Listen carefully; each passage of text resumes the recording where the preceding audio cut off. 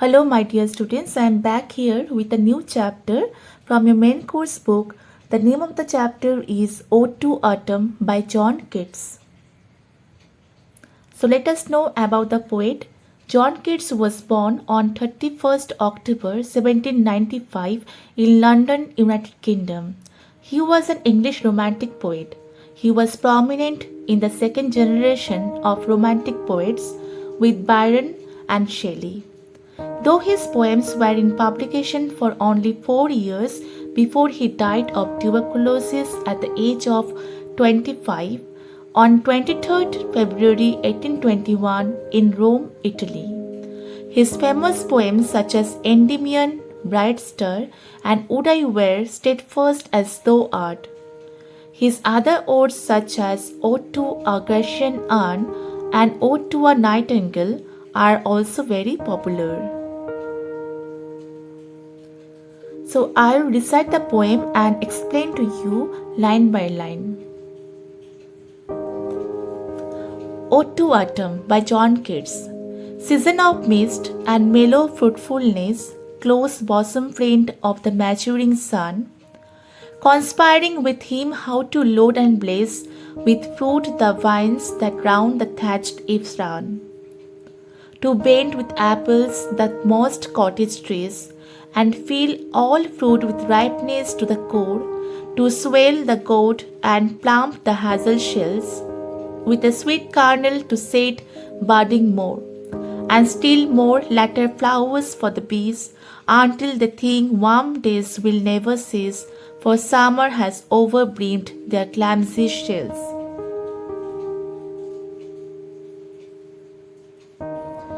In this stanza, the poet has described the beauty of autumn. Autumn is a season of mist. It is a season during which different kinds of fruits ripening, and it seems that autumn activity cooperates with the sun in bringing about the maturity of the fruit. The autumn and the sun work together for the ripening of all kinds of fruits. The vines running round the edges of thatched roofs become loaded with grapes during autumn. Apple trees growing in the cottage gardens are covered with moss and weighed down with fruits. All fruits are filled with sweetness in this season. The gourd grows bigger, and the hazelnuts are filled with sweet kernel. Certain flowers also bloom in autumn.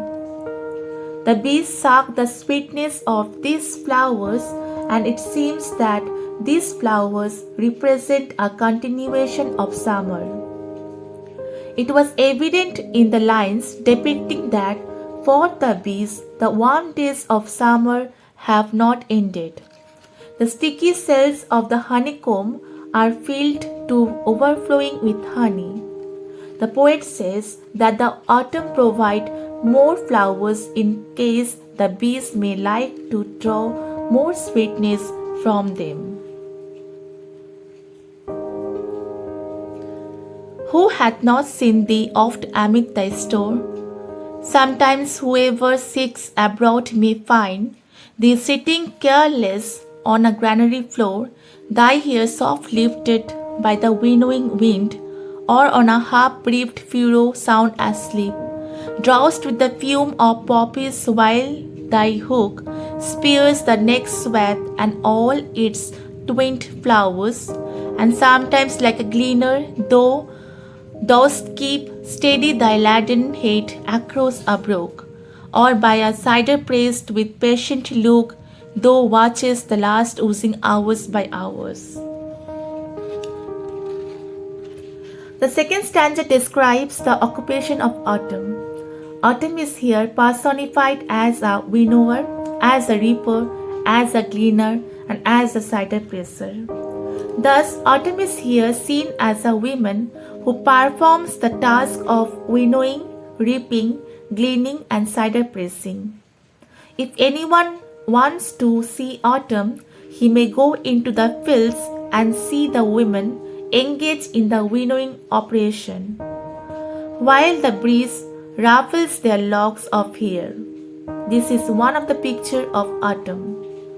Secondly, we may see autumn in the shape of a reaper who is engaged in reaping corn, but who in the course of her work is so overcome by the sleep inducing smell of the poppies that she falls asleep, with the result that the next row of corn remains unreaped. Thirdly, autumn may be seen in the character of a gleaner who is walking alone steadily with the weight of grains upon her head crossing a stream. Finally, autumn may be seen in the figure of a woman who is crushing the ripe apples in the wooden press to obtain beer juice from which cider is to be made. This woman sits by the cider press and watches patiently the apple juice flowing out of the press drop by drop. Where are the songs of spring? Where are they? Think not of them, thou hast thy music too. While beard clouds bloom the soft dying day and touch the stubble plain with rosy hue. Then in a well-full choir the small gnats mourn among the river's shallows borne aloft or sinking as the light wind lives and dies. And full-grown lambs loud bleat from hilly bourne, hedge crickets sing, and now with treble soft the red-breast whistles from our garden croft, and gathering swallows twitter in the skies. In the third stanza, the poet describes the sounds of autumn. Spring is distinguished by its songs. These sweet songs are not heard in autumn, but there is no need to feel any regret on that account. Autumn has its own peculiar music. The sounds of autumn are heard in the evening. When the sun is setting, a soft glow irradiates the fields from which the crop has been reaped, leaving the stumps behind. The long drawn out clouds in the sky look like a burst of a great. At this time, the melancholy buzzing of the gnats is heard. The gnats fly about among the shrubs growing on the riverside. The gnats are carried upward when the wind is strong, and they come downwards when the wind is feeble. In addition to the gnats singing in a melancholy chorus, the bleating of full-grown lambs is heard from the hills which bound the landscape. Then there is the chirruing of the grasshoppers. Next comes the high, bold, delicate singing of the redbreast which sings from an orchard.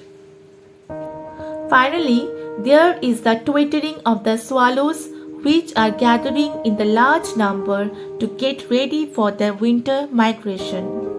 All these sounds are the music of the autumn. The poet had a pagan conception of nature, thus he has very brilliantly depicted the full-grown beauty of autumn with all its charms in his Ode to Autumn. Thank you everyone. We will be back in the next class.